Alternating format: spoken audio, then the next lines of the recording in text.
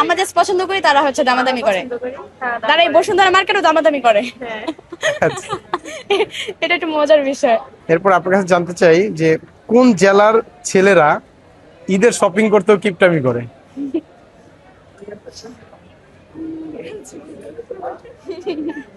কোন জেলার? আজকে কেন আসছেন?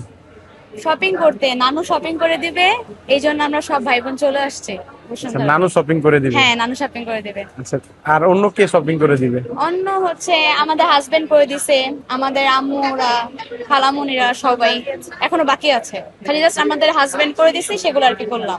আর এখন আজকে আসছে হচ্ছে ফ্যামিলি শপিং। মানে তাহলে প্রতি ঈদে মানে কয় জায়গা থেকে শপিং এর অফার আসে?